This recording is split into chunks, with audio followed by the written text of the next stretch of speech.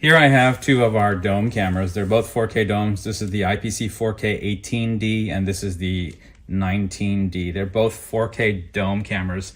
Dome cameras have a glass cover on top of them as opposed to turret cameras, which sort of look like bullet cameras with their back chopped off. The screws on the sides of these housings, they're T8 hex bits. You can use a screwdriver like this. Do not use a drill or any other mechanical screwdriver. Use a hand-driven screwdriver to open them. They come with hex keys inside the box, and you can use those to open them, or you can use a manual driven screwdriver. I've already opened the cover. Try not to get your hands on the glass, so hold it carefully, especially the inside. It's hard to clean. Never touch the lens on the cameras themselves as well. It's very hard to clean. If you do get issues with night vision on your cameras after you mounted them, but in day they appear fine, that means you've got dirt and grime on the glass dome right there. You've got to clean it with Windex. Try not to touch the lens, like I said before.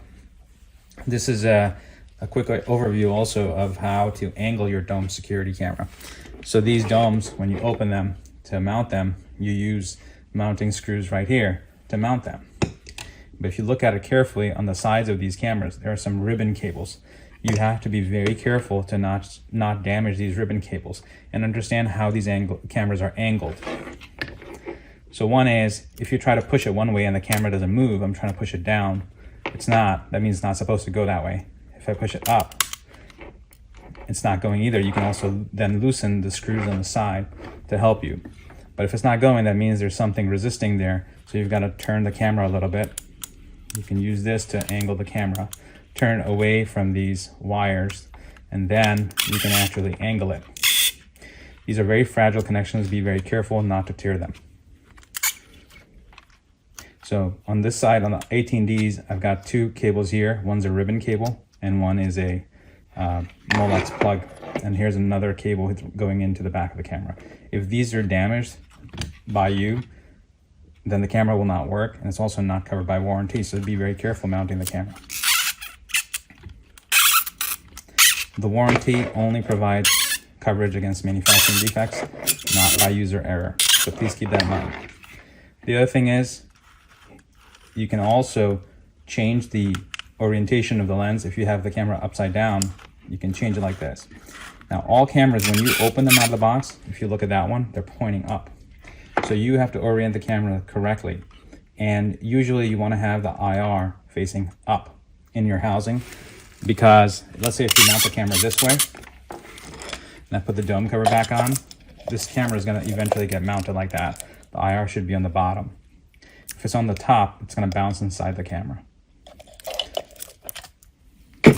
So again, eventually this camera is going to go up like that. And then you can change your angle that you're seeing if the image is upside down by just rotating it.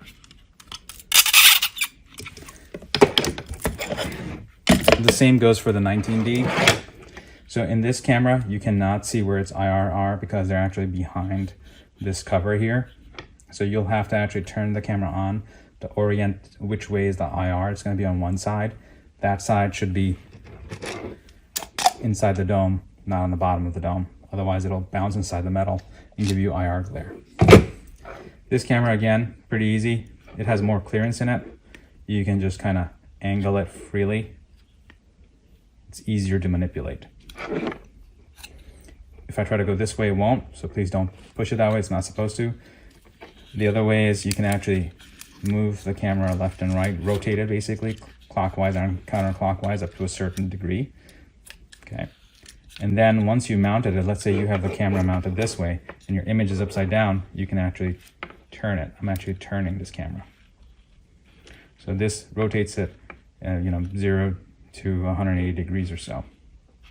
You may want to check the specs on the camera. So any dome camera you buy, make sure you check the specs and orient yourself before mounting the camera to understand how it should be mounted properly. Here's a micro SD card on this camera. They're not meant for frequent insertion and extraction of the micro SDs. Put a micro SD in there and leave it alone. It's supposed to just stay inside the camera. Otherwise, you're going to damage the camera. Hopefully this provides you a good overview of how the camera gets mounted and pointed. Sum it up, the last thing is, this is the screw hole. These are the screw holes when you connect them to your wall or your junction box. Thanks for watching.